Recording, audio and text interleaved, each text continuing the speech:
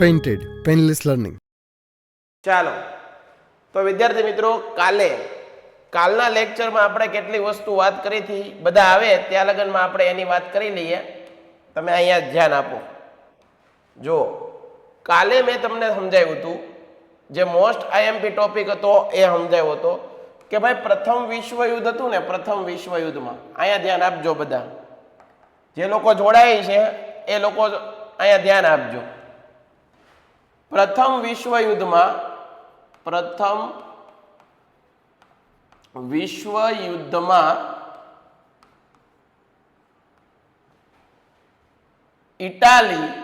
Italy મિત્ર રાષ્ટ્રોના પક્ષે હતું. કોના પક્ષે હતું? મિત્ર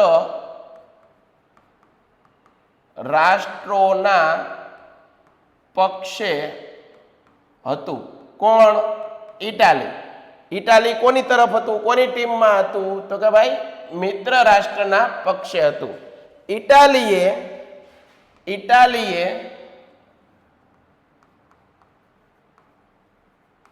મિત્ર રાષ્ટ્રોને મદદ કરેલી.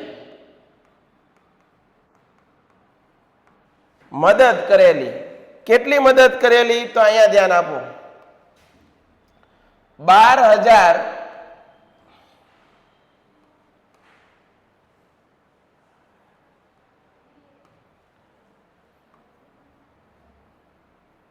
12 અબજ ડોલર મિત્ર રાષ્ટ્રોને યુદ્ધ લડવા માટે આપેલા. કોણે? ઇટાલીએ. 6 લાખ સૈનિકો,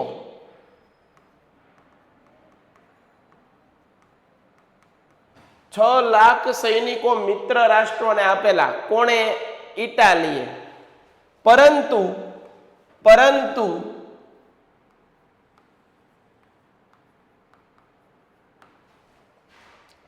બીજા વિશ્વયુદ્ધની જીત બાદ, અહીંયા ધ્યાન આપજો,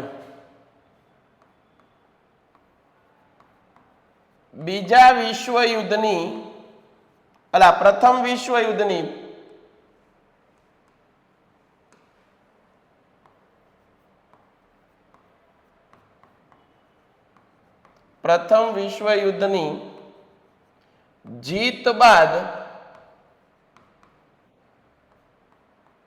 ઇટાલીની ઉપેક્ષા કરવામાં આવી. ઇટાલીની ઉપેક્ષા, અવગણના અથવા તો નજર અંદાજ કરવામાં આવ્યા.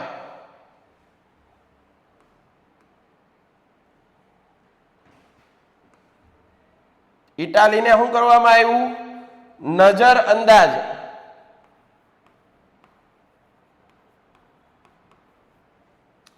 કરવામાં આવ્યા. મિત્ર રાષ્ટ્રોએ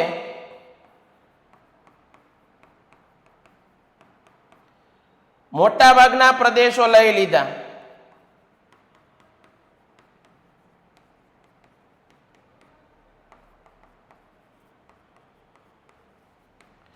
ઇટાલીને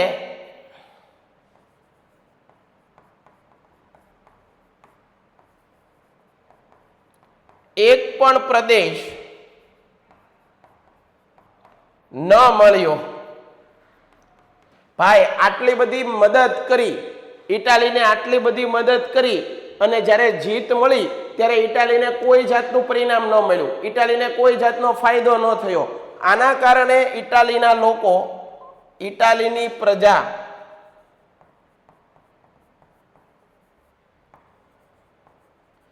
રોષે ભરાણી. પરિણામે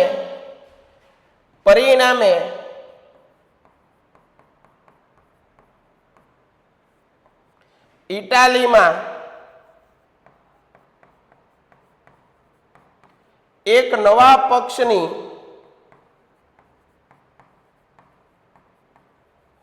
સ્થાપના થઈ.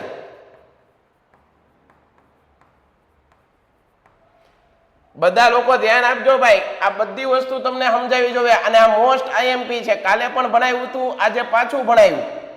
શું કરવા ભણાવ્યું સાહેબે?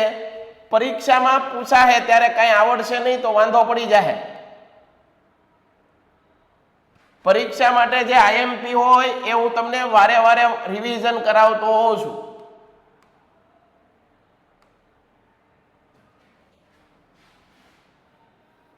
અહીંયા ધ્યાન આપજો બધા.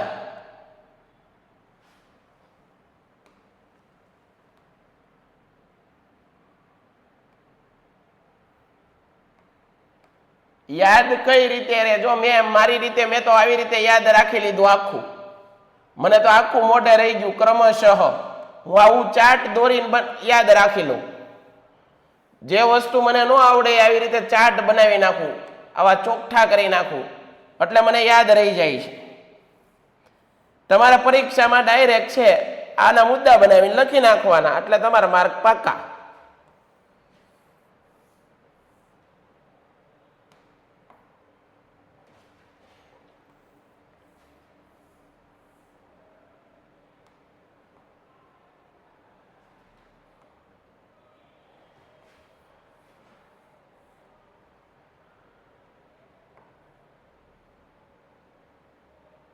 એક નવો પક્ષની સ્થાપના થાય છે. ક્યાં? ઇટાલીમાં. કયા નવા પક્ષની ભાઈ? કયો? હાલો, કાલે જ ભણાવ્યું હતું. કયા નવા પક્ષની સ્થાપના થાય છે? તો ભાઈ તમારે કહેવાનું ફાસિસ્ટ પક્ષ.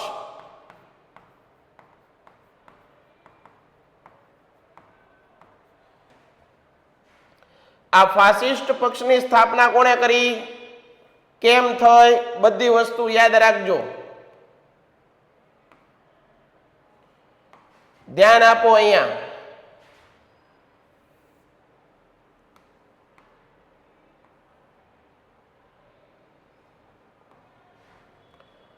ફાસિસ્ટ પક્ષની પહેલી તો સ્થાપના લખવાની. સ્થાપના ક્યાં થઈ?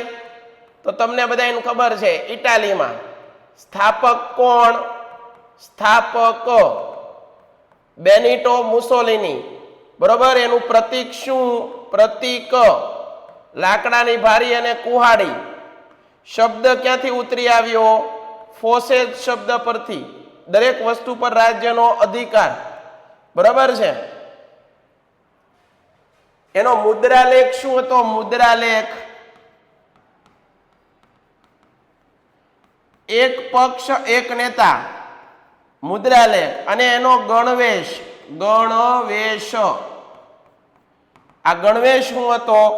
યાદ રાખો. ચાલો, સ્થાપના ક્યાં થઈ હતી? તો કે ભાઈ ઇટાલીમાં. શું કરવા થઈ હતી? તમને બધાને ખબર છે, ઇટાલી સાથે અન્યાય થયો. સ્થાપક કોણ? બેનિટો. બેનિટો મુસોલિની. બેનિટો મુસોલિની. પ્રતીક હું? લાકડાની ભારી અને કુહાડી. શબ્દ ફાસેજ શબ્દ પરથી ઉતરી આવ્યો,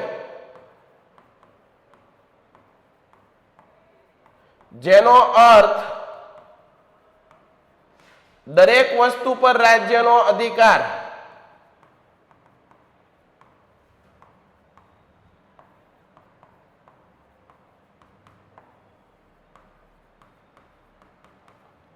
ડન છે. મુદ્રાલેખ શું હતો?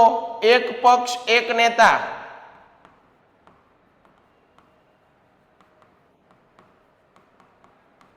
એના પછી એનો ગણવેશ કાળા રંગનો. કેટલા લોકો? પેઇન્ટેડ એપ્લિકેશન ધોરણ 6 થી 12ના વિદ્યાર્થીઓ માટે અપડેટ થઈ ચૂકી છે. આ એપ્લિકેશનમાં શું છે? બધા જ વિષયના વિડીયોઝ છે. ગુજરાતની બેસ્ટ ફેકલ્ટી દ્વારા લાઈવ લેક્ચર્સ છે. આઈએમપી પ્રશ્ન છે. ટેસ્ટ સિરીઝ છે. અને ગુજરાતના તમામ વિદ્યાર્થીઓ સાથે તમે તમારી કમ્પેરિઝન કરી શકો છો. ગેમિફિકેશન છે અને બીજું ઘણું બધું. તો તમે એપ્લિકેશન ડાઉનલોડ ન કરી હોય તો ડિસ્ક્રિપ્શનમાં લિંક આપી છે. હમણાં જ પ્લે સ્ટોર ઉપર જાઓ અને એપ્લિકેશન ડાઉનલોડ કરો. ઘરે બેઠીને સરસ મજાનું ગુજરાતની જોરદાર ફેકલ્ટી સાથે ભણો, સારા માર્ક્સે પાસ થાઓ. આ વસ્તુ કાલે મેં ભણાવી હતી, પણ મને ફરીવાર પાછી તમને ખબર પડી કે આ મોસ્ટ આઈએમપી છે. તમને ફરીવાર આ રીતે કદાચ યાદ રહી જશે એટલા માટે ટ્રાય કરી છે. પણ આમાં પણ વાંધા પડે છે કે ભાઈ અક્ષર નથી દેખાતા અને આવી બધી પ્રોબ્લેમ્સ આવી છે. એના કરતાં બેટર છે આપણે ટેક્સ્ટ બુકમાંથી વાંચીને ભણાવીએ. ચાલો આગળ વધીએ. ઇટાલીમાં ફાસીવાદ જોઈ લીધું. હવે જર્મનીમાં નાઝીવાદ. અહીંયા ધ્યાન આપજો. પ્રથમ વિશ્વયુદ્ધની અંદર જર્મનીની હાર થઈ હતી. જર્મનીની શું થઈ હતી? હાર થઈ હતી પ્રથમ વિશ્વયુદ્ધમાં. જર્મની છે એને ઘણું બધો દંડ વસૂલ કરવો પડ્યો હતો, ઘણું બધું ભોગવવું પડ્યું હતું, સહન કરવું પડ્યું હતું. એની સાથે અન્યાય થયો હતો. વર્સેલ્સની સંધિની અંદર જર્મની સાથે અન્યાય થયો. પરિણામે જર્મનીના લોકો ત્રાહિમામ થયા, એટલે કે ગુસ્સે ભરાણા, ક્રોધે ભરાણા કે ભાઈ અમે એક ખાલી યુદ્ધ નહોતા લડ્યા, ઘણા બધા દેશોએ યુદ્ધ લડ્યા હતા. તમે બીજા કોઈને દંડ ન આપ્યો, તમે બીજા કોઈની સાથે અન્યાય ન કર્યો, અમારી 3-4 દેશો સાથે અન્યાય કર્યો. આના કારણે જર્મનીની પ્રજા એક નવો પક્ષ બનાવે છે અને એ પક્ષની સ્થાપના કરે છે નાઝી પક્ષ. Adolf Hitler. આ એડોલ્ફ હિટલર છે ઉગ્ર હતો, આક્રમક હતો અને ઉગ્ર રાષ્ટ્રવાદ હતો. એણે એની પ્રજાને અન્યાય થતા જોયો હતો અને એનાથી સહન ન થયું.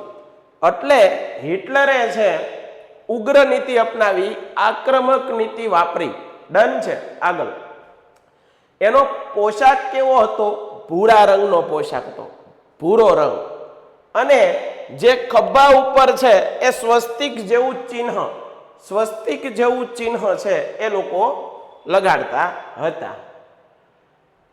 હિટલર છે એ યુદ્ધપ્રિય સ્વભાવ હતો. એ માણસ એટલું જ માનતો હતો કે મારી જર્મની પ્રજા સાથે અન્યાય થયો, હવે મારે કોઈને બાકી રાખવાના નથી, બધાને ઉપાડ્યા એણે એક પછી એક. જર્મની એક મહત્વની સત્તા તરીકે ઉદયનું સ્થાન હતું. આ વાત કરી હતી જર્મનીમાં નાઝીવાદ. કાલે ભણાવ્યું હતું અને મેં તમને એમ પણ કીધું હતું very very very most IMP. બંને ઇટાલીની અંદર ફાસીવાદ, જર્મનીમાં નાઝીવાદ. વર્સેલ્સની સંધિ, પ્રથમ વિશ્વયુદ્ધ માટે જવાબદાર કારણો, રશિયન ક્રાંતિ, લોહિયાળ રવિવાર. આટલા આઈએમપી પ્રશ્ન છે. આ પ્રશ્ન કેવા છે?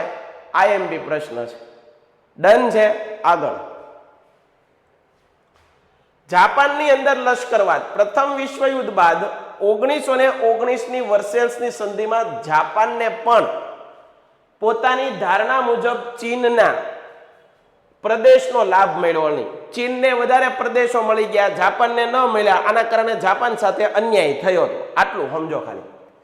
આટલું બધું અગત્યનો ટોપિક નથી આ. ઇંગ્લેન્ડ અને ફ્રાન્સ વહેંચી દીધા. આનાથી જાપાનને ઘણો અસંતોષ થયો. 1921-22ની વોશિંગ્ટન પરિષદમાં ઇંગ્લેન્ડ અમેરિકા નૌકાદળમાં ફક્ત 35% નૌકાદળ રાખવાની દરખાસ્ત જાપાનને સ્વીકારવી પડી. તેને સખાલિન સાઇબેરિયાના ટાપુ ખાલી કરવા પડ્યા. તેથી જાપાનનો યુવા વર્ગ, જાપાનના લોકો છે ને ભાઈ, નારાજ થયા. નારાજ તો થાય જ ને ભાઈ. યુદ્ધમાં ભાગ લીધો તો પોતાના સૈનિકો આપ્યા હતા, છતાં પણ જાપાન સાથે શું કરવામાં આવ્યો? અન્યાય કરવામાં આવ્યો. સ્વાભાવિક વાત છે. આ દરમિયાન જાપાનમાં ચૂંટણી થઈ. લશ્કરી ઢબના શાસનની તરફેણ કરનાર પક્ષોને ચૂંટણીમાં બહુમતી મળી. જાપાનના લશ્કરી રાષ્ટ્રવાદે વિસ્તારવાદની નીતિ. વિસ્તારવાદની નીતિ એટલે ભાઈ એવી નીતિ કે ભાઈ મારી આગળ કોઈ નાનો એવો પ્રદેશ છે, એ પ્રદેશને મારે વધારવો છે, બીજા પ્રદેશોને એમાં જોડવા છે. આવી નીતિ એને વિસ્તારવાદી નીતિ કહેવાય. જાપાને રાષ્ટ્રસંઘની સમિતિના કાયમી સભ્યપદ ન મળ્યું. જાપાનની સામ્રાજ્યવાદી પ્રવૃત્તિને પશ્ચિમના દેશો રોકી શક્યા નહીં. જાપાને મંચુરિયા કબજે કરી લીધું. ત્યાં પોતાના મંચુકો સરકારને બનાવી દીધી, સરકાર બનાવી, મંચુકો સરકાર. ઉપરાંત જાપાને કોરિયા, મંગોલિયા, સાન્ટુંગ, ચીનના કેટલા બધા પ્રદેશો કબજે કરી લીધા. તેમજ ઇટલીના સાથે સંબંધો સુધારી અને પોતાનો સામ્રાજ્યવાદનો દોર મૂક્યો. સમ્રાટ મેઈજી પછી 1936માં ગાદીએ આવેલ શહેનશાહ હિરોહિતોએ આ પ્રવૃત્તિઓને ઉત્તેજન આપી જાપાનના રાષ્ટ્રસંઘનો ત્યાગ કર્યો. બરાબર. આ આટલો બધો પોઈન્ટ અગત્યનો નથી. જેવો એની પહેલાના પોઈન્ટ અગત્યના હતા એટલો આ પોઈન્ટ અગત્યનો નથી. જે અગત્યનો હશે એ હું કહીશ. Very very most IMP. તમારી બુકમાં લખાઈ જવું જોઈએ, તમારા બુકની અંદર આ વસ્તુ છપાઈ જવી જોઈએ કે સાહેબ આ પોઈન્ટ છે. જ્યારે તમે રીડિંગ કરવા બેઠો ને ત્યારે તમને યાદ આવવો જોઈએ લેક્ચર કે સાહેબ છે ને જ્યારે આ ટોપિક ભણાવતા હતા ત્યારે અમને વારે વારે એક વસ્તુ કહેતા હતા, બહુ અગત્યનો ટોપિક, બહુ અગત્યનો ટોપિક કહેતો એટલે તમારે યાદ રાખી લેવાનો. આગળ વૈશ્વિક મહામંદી. તમે સમજો બેટા, વિશ્વ યુદ્ધ થાય, આજે તમને ખબર છે રશિયા અને યુક્રેન વચ્ચે યુદ્ધ ચાલતું હતું. કોઈ પણ યુદ્ધ થાય તો એના સબળા પરિણામ ન આવે, સારા પરિણામ ન આવે. દેશમાં ઉદ્યોગો ઠપ થઈ જાય, ધંધાઓ બંધ થઈ જાય, વેપાર બંધ થઈ જાય, આંતરરાષ્ટ્રીય વેપાર બંધ થઈ જાય, વિદેશના લોકો જે દેશની અંદર યુદ્ધ થતું હોય ને આવે નહીં, આપણા લોકો કાંઈ બહાર ન જઈ શકે. આના કારણે મંદી આવે, સ્વાભાવિક વાત છે. આમાં કાંઈ બીજી કાંઈ આટલી બધી લોજિક લગાડવા જેવી વાત નથી કે ભાઈ એકલું યુદ્ધ કરો, તમે કરોડો અબજો રૂપિયાનો ખર્ચો કરો, એકબીજાને મારો, એકબીજાને હત્યા કરો, તો આમાં છે બધા લોકો યુદ્ધ કરવામાં પડે તો આના કારણે ધંધા કોઈ હાલે નહીં, કોઈ ધંધે જાય નહીં. તો એક સ્વાભાવિક વાત છે કે મંદીનું માહોલ સર્જાય. યુરોપના મંદી આવે, ટૂંકમાં યુરોપના મોટા ભાગના રાષ્ટ્રના વડાઓએ એવી ધારણા કરી, યુરોપમાં બધા લોકોને એમ હતું કે પ્રથમ વિશ્વયુદ્ધના અંતે, યુદ્ધ પૂરું થાય એના અંતે સમસ્યાનો પણ અંત આવી જશે, એટલે કે પછી પાછા ફરીવાર હતું એવું ને એવું થઈ જાય, એમ ધંધા શરૂ થઈ જાય, ઉદ્યોગો શરૂ થઈ જાય, આવું એ લોકોએ વિચાર્યું. પરંતુ આ ધારણા છે ને, આ જે ધારણા છે ખોટી પડી. એકાએક અમેરિકાના વોલ સ્ટ્રીટ શેર બજાર, આપણું જે મુંબઈ શેર બજાર છે એમાં વોલ સ્ટ્રીટ અમેરિકાનું શેર બજાર છે, એના શેર વેચાવા આવતા શેરની કિંમત અત્યંત ઘટી ગઈ, શેર બજાર નીચું ગયું. તેથી વિવેચકોએ, જે લોકો શેર બજારને જાણતા હોય એ લોકોએ આને વોલ સ્ટ્રીટ નામને સંકટ નામે ઓળખવામાં આવ્યું. 24 ઓક્ટોબર 1929ની આ ઘટના છે. વિશ્વભરની આર્થિક સ્થિતિને ડામાડોળ કરી મૂકી, આખા વિશ્વની અંદર મંદીનો માહોલ જામી ગયો. બ્રિટન જેવી મહાશક્તિએ પણ પાઉન્ડ સામે અનામત રૂપે સુવર્ણ જથ્થાની નીતિ ત્યજવી પડી. તેનો પ્રભાવ વિશ્વના અન્ય રાષ્ટ્રો અને આંતરરાષ્ટ્રીય વ્યાપાર ઉદ્યોગ પર પડ્યો. અમેરિકા તો સમૃદ્ધ પ્રદેશ, અમેરિકા જેવા રાષ્ટ્રોએ પણ આ મંદીનો સામનો કરવો પડ્યો. કડક નિયંત્રણો લાદવા પડ્યા, વિશ્વ વ્યાપાર ઘટીને અડધો થઈ ગયો. આમ દ્વિતીય વિશ્વયુદ્ધની રૂપરેખાનું સર્જન થયું.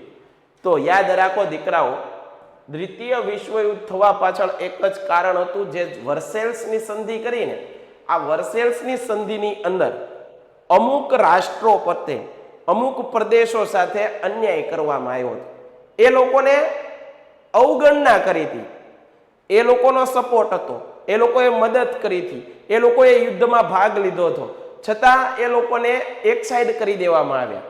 આના કારણે ત્યાંના લોકો છે એ આક્રોશવાન બન્યા, ત્યાંના લોકો છે ક્રોધમાં ભરાણા અને પરિણામે બીજું વિશ્વયુદ્ધ થયું. હવે એકવાર હું પેન્ટેડ એપ્લિકેશન ધોરણ 6 થી 12ના વિદ્યાર્થીઓ માટે અપડેટ થઈ ચૂકી છે. આ એપ્લિકેશનમાં શું છે? બધા જ વિષયના વિડીયોઝ છે, ગુજરાતની બેસ્ટ ફેકલ્ટી દ્વારા લાઈવ લેક્ચર્સ છે, આઈએમપી પ્રશ્ન છે, ટેસ્ટ સિરીઝ છે અને ગુજરાતના તમામ વિદ્યાર્થીઓ સાથે તમે તમારી કમ્પેરિઝન કરી શકો છો. ગેમિફિકેશન છે અને બીજું ઘણું બધું. તો તમે એપ્લિકેશન ડાઉનલોડ ન કરી હોય તો ડિસ્ક્રિપ્શનમાં લિંક આપી છે, હમણાં જ પ્લે સ્ટોર ઉપર જાઓ અને એપ્લિકેશન ડાઉનલોડ કરો. ઘરે બેઠીને સરસ મજાનું ગુજરાતની જોરદાર ફેકલ્ટી સાથે ભણો, સારા માર્ક્સે પાસ થાઓ. છે પડી ગયો હશે. આગળ વધીએ. હવે આગળ વધીએ. વિશ્વ મહામંદી પછી દ્વિતીય વિશ્વયુદ્ધ છે ભાઈ, એનો મેં સમયગાળો તમને આગળ લખાયો. દ્વિતીય વિશ્વયુદ્ધનો સમયગાળો કેટલો હતો ભાઈ? 1939 થી 1945. 1939 થી 1945. પ્રથમ વિશ્વયુદ્ધનો સમયગાળો 1914 થી 1918. હાલો ડન છે. આગળ વધીએ ભાઈ. પ્રથમ વિશ્વયુદ્ધના માટે ઘણા બધા કારણો જવાબદાર હતા, બીજા વિશ્વયુદ્ધ માટે પણ ઘણા બધા કારણો જવાબદાર હશે. પ્રથમ વિશ્વયુદ્ધ માટે જેવા કારણો જવાબદાર હતા ને એ જ કારણો દ્વિતીય વિશ્વયુદ્ધ માટે પણ જવાબદાર હતા. જોઈએ આપણે પ્રથમ વિશ્વયુદ્ધના અંતે વર્સેલ્સની સંધિમાં બીજા વિશ્વયુદ્ધ માટેના બીજ વવાયા. પ્રશ્ન અહીંથી તમને પૂછે છે બીજા વિશ્વયુદ્ધના બીજ કઈ સંધિમાં વવાયા હતા? પ્રશ્ન 1 માર્કનો પૂછાય અહીંથી કે ભાઈ દ્વિતીય વિશ્વયુદ્ધના બીજ નીચેનામાંથી ક્યાં વવાયા હતા? તો તમારે શું કહેવાનું? ફ્રેન્કફર્ટની સંધિ નહીં આવે. અહીંયા જવાબ શું આવશે? વર્સેલ્સની સંધિની અંદર જર્મની સાથે, ઇટાલી સાથે, જાપાન સાથે અન્યાય થયો એટલે દ્વિતીય વિશ્વયુદ્ધ થયું. ડન છે. હાલો, પેરિસની શાંતિ પ્રક્રિયામાં અનેક રાષ્ટ્રો અસંતુષ્ટ કર્યા. કયા કયા રાષ્ટ્રોને અસંતુષ્ટ હતા? તો મેં તમને પહેલા કીધું. ત્યારબાદ બનેલી ઘટના દ્વિતીય વિશ્વયુદ્ધ તરફ દોરી ગઈ. તો વિદ્યાર્થી મિત્રો, મારા વાલા વિદ્યાર્થી મિત્રો, ચાલો આપણે દ્વિતીય વિશ્વયુદ્ધ માટે જે જવાબદાર કારણો છે એ પરિબળોનો અભ્યાસ કરીએ, જેથી કરીને ત્રીજું વિશ્વયુદ્ધ ન થાય. આજે જો ભાઈ, આજે દરેક રાષ્ટ્ર શસ્ત્રો છે એનું ઉત્પાદન વધારતા જ જાય છે. પરમાણુ હથિયારનું ઉત્પાદન ના પાડે છે તો પણ વધારે છે. દરેક રાષ્ટ્ર ઉગ્ર રાષ્ટ્રવાદી બનતું જાય છે. ટૂંકમાં ત્રીજા વિશ્વયુદ્ધ થવાના પૂરેપૂરા લક્ષણો આજે વિશ્વની અંદર દેખાઈ રહ્યા છે. સમજાય છે ને? આગળ દ્વિતીય વિશ્વયુદ્ધના પરિબળો. તો પહેલું છે ઉગ્ર રાષ્ટ્રવાદ. બધા લોકોનું ધ્યાન અહીંયા હોવું જોઈએ. પહેલો પરિબળ શું હતો? ઉગ્ર રાષ્ટ્રવાદ. મારું નેશન, મારું રાષ્ટ્ર જ મહાન, એના સિવાય બધા કાંઈ નહીં, હું એક જ મહાન. આવી ભાવના છે ને એ ઉગ્ર રાષ્ટ્રવાદની ભાવના. નો ડાઉટ તમારા દેશ પ્રત્યે તમને ગર્વ હોવું જોઈએ, એક અભિમાન હોવું જોઈએ, એક સ્વાભિમાન હોવું જોઈએ કે હું ભારતીય છું. પણ એનો મતલબ એવો ક્યારેય ન કરી શકાય કે ખાલી ને ખાલી મારો દેશ જ મહાન, બીજા દેશોને જેમ તેમ કહી શકું, હું જેમ તેમ બોલી દઉં. એ આપણો હક નથી. અથવા તો બીજા રાષ્ટ્રને કંઈક ખોટું લાગે એવું આપણાથી બોલાય નહીં. તો આ ભાવનાને કહેવાય ઉગ્ર રાષ્ટ્રવાદ. પ્રથમ વિશ્વયુદ્ધમાં જર્મન, જાપાન અને ઇટાલીમાં, પ્રથમ વિશ્વયુદ્ધની અંદર જર્મન, જાપાન અને ઇટાલીની અંદર શું થયું ભાઈ? ઉગ્ર રાષ્ટ્રવાદ હતો. એની પ્રજા ઉગ્ર બની, ક્રોધિત બની. બરોબર? અને પરિણામે શું થયું? દ્વિતીય વિશ્વયુદ્ધ થયું. મેં તમને કીધું, ઇટાલીમાં ફાસિસ્ટ પક્ષ, જર્મનીમાં નાઝીવાદ, જાપાનમાં લશ્કરવાદ. ઓકે. વર્સેલ્સની સંધિ જર્મની અને તેની પ્રજા ક્યારેય ભૂલી શકી નહીં. ક્યાંથી ભૂલે? જર્મનીને એટલું બધું વેઠવું પડ્યું, જર્મનીને એટલું બધું ભોગવવું પડ્યું, જર્મનીને એટલું બધું પીડા આવી, સહન કરવું પડ્યું. ક્યાંથી ભૂલાય? પરિણામે જર્મનીમાં નાઝીવાદ વિચારસરણીને લીધે જ્યાં જ્યાં જર્મન પ્રજા વસતી હતી તે પ્રદેશો જર્મનને મળવા જોઈએ તેમ કહી ઓસ્ટ્રેલિયા, ઝેકોસ્લોવેકિયા કેટલા પ્રદેશો હિટલરે હડપ કરી લીધા. હિટલર છે એ કયા પ્રદેશો હડપી લીધા? તો કે ભાઈ ઓસ્ટ્રિયા. પહેલો જેને કબજો કોના ઉપર કર્યો? ઓસ્ટ્રિયા ઉપર. ઓસ્ટ્રેલિયા નથી, ઓસ્ટ્રિયા. બીજો એક દેશ છે એનું નામ છે ઝેકોસ્લોવેકિયા. આ ઝેકોસ્લોવેકિયા ઉપર પણ હિટલરે આક્રમણ કરી નાખ્યું. વર્સેલ્સની સંધિમાં ઇટાલીની અવગણના થઈ. ભાઈ આ બધું થવા પાછળનું કારણ શું હતું? ઇટાલીની અવગણના પણ હતું. જો ઇટાલીને પણ ગણ્યું નહોતું. ઇટાલીએ કેટલી બધી મદદ કરી. આના કારણે તેની પ્રજાએ મુસોલિની દરમિયાન ફાસિસ્ટ પક્ષની સ્થાપના કરી. બીજી બાજુ એશિયામાંથી જાપાન પણ સામ્રાજ્યવાદી દોડમાં ઝંપલાવ્યું. ડન છે ભાઈ? ડન છે? પાક્કું? તો આ વસ્તુ યાદ રાખો. પહેલું કારણ કયું હતું? ઉગ્ર રાષ્ટ્રવાદ. ઉગ્ર રાષ્ટ્રવાદ એ બીજા વિશ્વયુદ્ધનું જવાબદાર કારણ હતું. આગળ જૂથબંધી. પ્રથમ વિશ્વયુદ્ધ બાદ ટીમ બની ગઈ. ટીમ, આપણે સ્કૂલમાં ટીમ બનાવીએ, ખબર? મિત્રોની ટીમ હોય. એક મિત્રને મારે તો બીજા મિત્ર સામે જાય મારવા માટે. એવી. પ્રથમ વિશ્વયુદ્ધ બાદ ફ્રાન્સને હંમેશા જર્મનીનો ભય રહેતો હોવાથી તેણે બેલ્જિયમ, પોલેન્ડ, રૂમાનિયા તેમજ ચેકોસ્લોવેકિયા સાથે મૈત્રી કરેલો. આજે પણ દરેક દેશો છે એ વધારે ને વધારે હથિયારોનું ઉત્પાદન શું કામ કરે છે? કારણ કે દરેક દેશને પાડોશી દેશોથી શું છે? બીક લાગે છે. દરેક દેશને પડખેવાળા દેશથી શું લાગે છે? બીક લાગે છે. આના કારણે તો કઈ કઈ ટીમ બની? તો કે ભાઈ ઇટાલી, ચેકોસ્લોવેકિયા, યુગોસ્લાવિયા, રૂમાનિયા, હંગેરી, ગ્રીસ, તુર્કી, ઓસ્ટ્રિયા આ બધા સાથે કરાર કર્યા.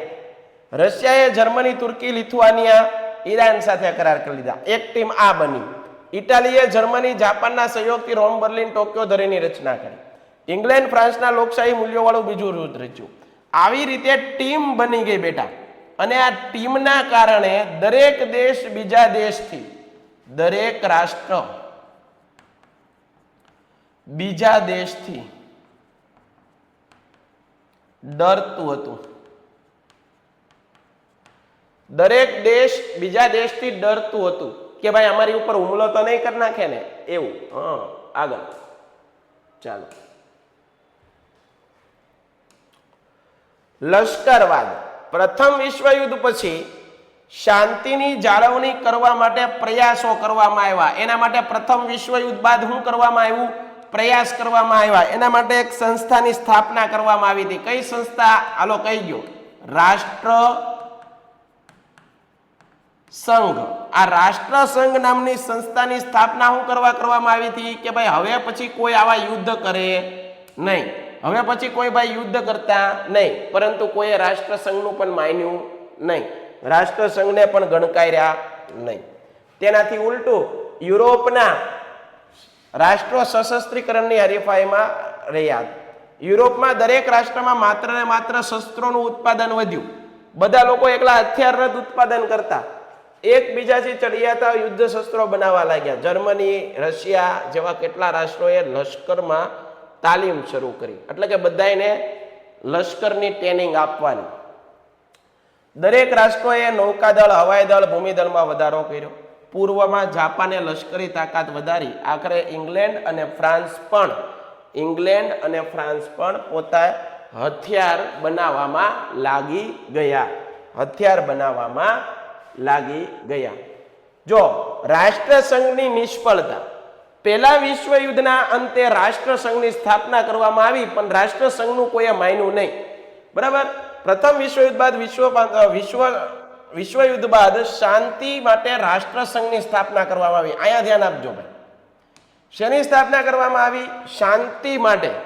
બધા રાષ્ટ્રો ભેગા મળીને રહે એ માટે રાષ્ટ્રસંઘની સ્થાપના કરવામાં આવી. પરંતુ રાષ્ટ્રસંઘ પાસે વિશ્વના રાષ્ટ્ર ઉપર સાર્વભૌમત્વ ધરાવતી સંસ્થા બની શકે નહીં. તેનાથી પોતાનું આદર્શોનું પાલન કરાવવા પોતાનું લશ્કર નહોતું. ભાઈ રાષ્ટ્રસંઘ પાસે પોતાનું લશ્કર હતું નહીં. રાષ્ટ્રસંઘ પાસે પોતાનું લશ્કર ન હતું. રાષ્ટ્રસંઘ પાસે પોતાનો ઝઘડો લાવવા ચુકાદા માન્ય બંધાયેલા ન હતા. કેટલાક રાષ્ટ્રો રાષ્ટ્રસંઘમાંથી બહાર નીકળી ગયા. કોઈએ રાષ્ટ્રસંઘનું માન્યું નહીં. શરૂઆતમાં રશિયા, જર્મની રાષ્ટ્રસંઘનો સાથ છોડીને ભાગી ગયા. ઇટાલી, જાપાન પર રાષ્ટ્રસંઘમાંથી બહાર નીકળી ગયા. ઇટાલીએ એબિસિનિયાની આઝાદી ઝૂંટવી લીધી. જાપાને મંચુરિયા પર આક્રમણ કર્યું. જર્મનીએ ચેકોસ્લોવેકિયાના પ્રદેશોને જીતી લીધા, હડપી લીધા. છતાં રાષ્ટ્રસંઘ તેને અટકાવી શક્યું નહીં. ટૂંકમાં રાષ્ટ્રસંઘ છે એનું કઈ હાલ્યું નહીં. કારણ કે આ બધા સનકી હતા, મગજ છટકી ગયો તો આ બધાનો. આ લોકોને એકલું બાંધવું જ છું, સમાધાન કરવું જ નહોતું. બરાબર. આવા ભાવ. હવે પછી જુઓ વર્સેલ્સની સંધિ. પહેલા આપણે પૂછી લઈએ. Painted, Painless Learning.